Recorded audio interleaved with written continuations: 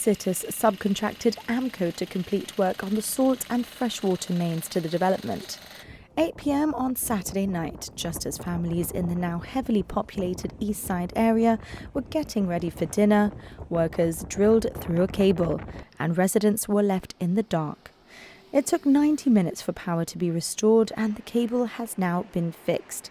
However, questions remain on how this could happen again, with the last incident of this nature taking place just 6 weeks ago. The first thing I asked when I came here was if they had the plans on site. I asked to see them. The cables were all clearly identified on those plans. So obviously, it's either they did not look at the plans or they did not check with the cable avoiding tool to ensure that the cables were on site.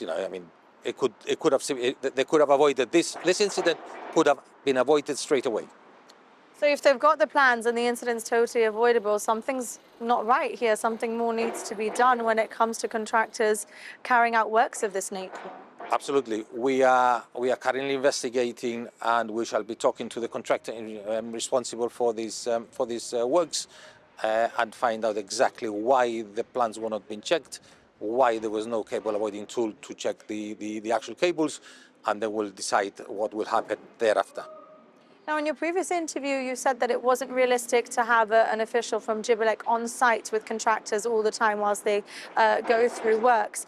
But this incident shows that even when they have the plans, they can still cause an error like this, which ultimately leads to a power cut. So does this make you rethink that maybe GBC needs to be on site with them?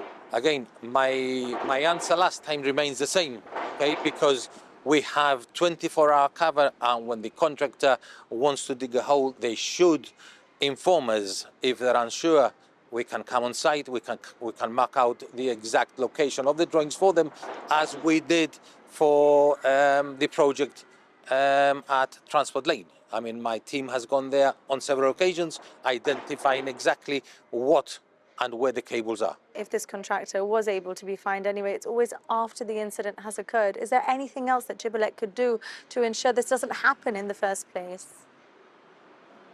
At the moment, we're reviewing everything, and I believe we have a meeting this week to discuss the way forward with the service clearances and what can be implemented to try and avoid as much as possible the scenarios we have been faced again. Again, my first instance or my first thoughts are with our customers. They shouldn't be suffering the consequences for somebody's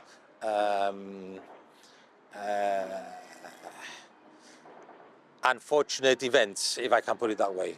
I don't want to say any other words than that. So. The government and GBC are hopeful fines will deter contractors from making such mistakes. Number 6 has now deemed the electricity infrastructure damage bill as emergency legislation. It will be brought before Parliament at the next opportunity on November the 5th. If passed, it will hold contractors legally responsible and financially liable if they damage the grid, allowing the Electricity Authority to fine them up to £100,000. With the bill not yet having been passed, the contractors in this incident aren't liable to be fined under it. But Utilities Minister Gemma Arias-Vázquez says the government is in talks with them in order to recover costs for damages.